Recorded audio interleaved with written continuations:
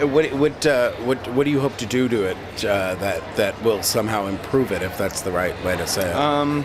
You know, we've been discussing what year 2 is. I mean, it's been kind of a whirlwind. We've shown this thing in addition to every single scope in the whole season. We've also brought it to Split, Croatia. We brought it to France. We brought it to London. You know, we're in negotiations about bringing it to DC, California. I mean, we've got a pretty full schedule going on, and the one thing we're trying to figure out. Do they support you when they ask you to come? Are they giving you support? We're getting just enough support to get ourselves there. They're putting us up, but it's not. It's there's a lot of out-of-pocket expense, as you know, when you're just traveling. And I mean, this may sound naive, but how does one make this a business?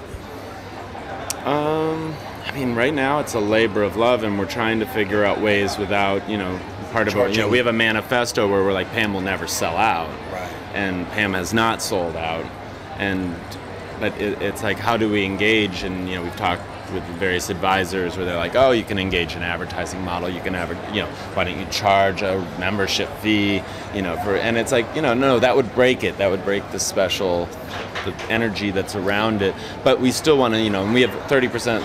We've had a lot of artists say like, look, you know, I'm the token video artist at an art gallery, you know, yeah, I've got this gallery, but they don't sell my work. How can you guys help me sell? You're providing a very, very wonderful resource for a lot of video artists for whom sales are a kind of a very nebulous opportunity. They don't.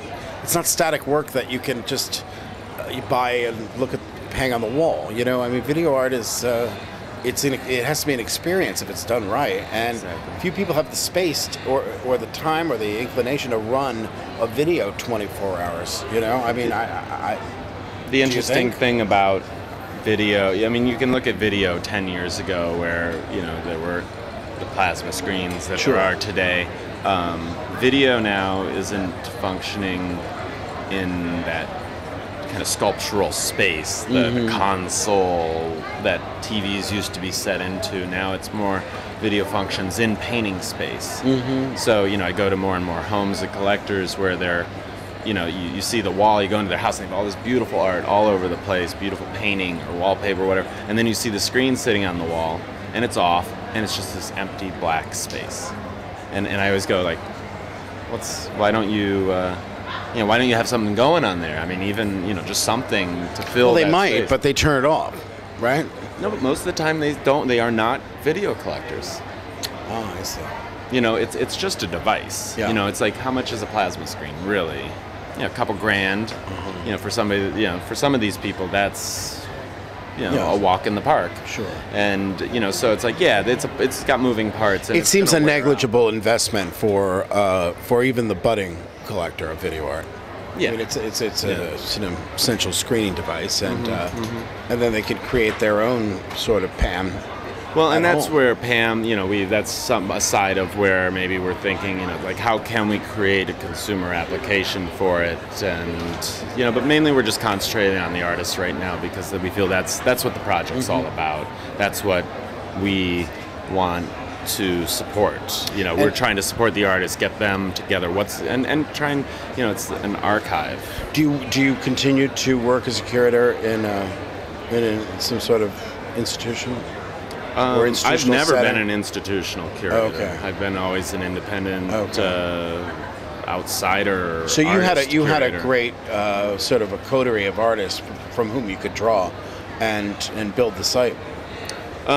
Scope has been, you know, a very key factor in that. I mean, Alex, again, like I said in the beginning, he's put his full love and devotion behind, you know, not only the greater CinemaScope program, but PAM, where encouraging the galleries to submit and really getting behind it all to, you know, get their artists involved. And then in addition, Raphael Shirley, you know, she worked at Nam June Paik Studios for 6 years, one of the only women to work for Nam June.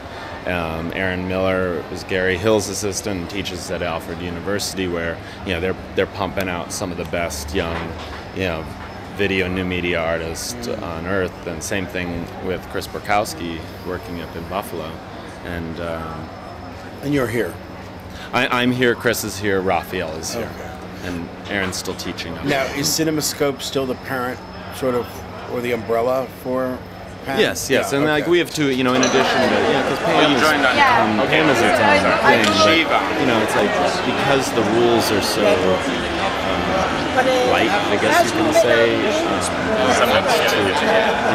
have a lot of curators, institutional curators come to us and say, it's been a really interesting being able to collect these artists, and it's like, well, we're selecting, but we're just being very easy on it. It's like if it's not the best piece of work, it's still a piece of art, but it's all in the eye of the beholder.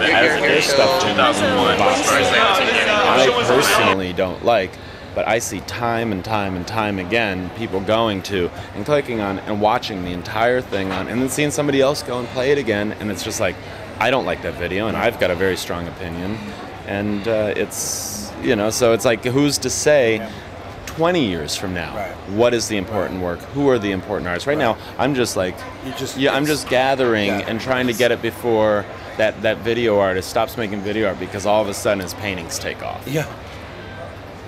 So, anyways. Thank you very, very much. Thank you very much. It was a pleasure.